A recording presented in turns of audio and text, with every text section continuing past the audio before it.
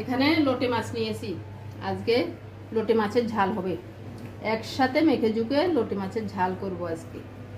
দিয়ে দিচ্ছি কুচানো পেঁয়াজ, কয়েকটা তেজপাতা, তাহলে সামুদ্রিক মাছের যে একটা গায়ের গন্ধ আছে ওটা আর থাকবে না। দিয়ে দিচ্ছি হলুদ, ভুল হয়ে গেছে, আগে দিতে হবে লবণ। লবণ ছাড়া তো সবই মাটি। দিয়ে দিচ্ছি পরিমাণ মতো লবণ। এখানে রেখেছি বাটামরিচ, দিয়ে দিচ্ছি বাটামরিচ। নদীর মাছ আসলে বাটামরিচেই স্বাদ হয়। আমার শ্বশুর থাকতে শ্বশুর আমাকে শিখিয়ে গেছে, এই জন্য এখন বাটামরিচ ছাড়া আমার ভালো লাগে না। বাটামরিচে তরকারির কালারটাও খুব সুন্দর হয় আর খেতেও বেশ মজা। দিয়ে দিচ্ছি একটু আদা জিরা বাটা।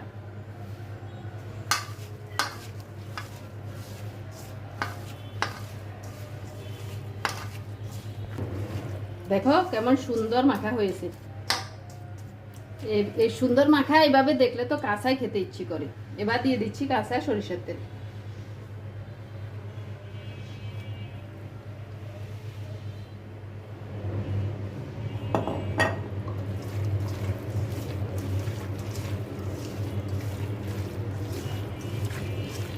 সুন্দর করে মেখে নিয়েছি। এবার হাত ধুয়ে সামান্য একটু জল দেব। লোটে মাছ রান্না করতে বেশি জল লাগে না। শেষ, আর কোনো জল দিব না। এবার এভাবে ঢেকে দিব, ঢেকে ঢেকে রান্না করব।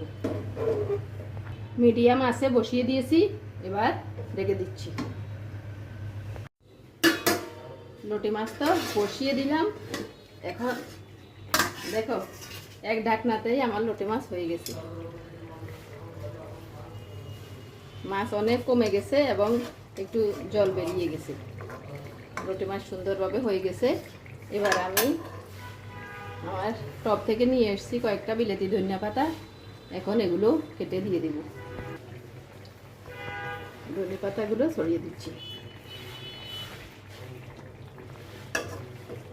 সব মাছের সাথে এই ধনিয়া পাতাটাই যায়।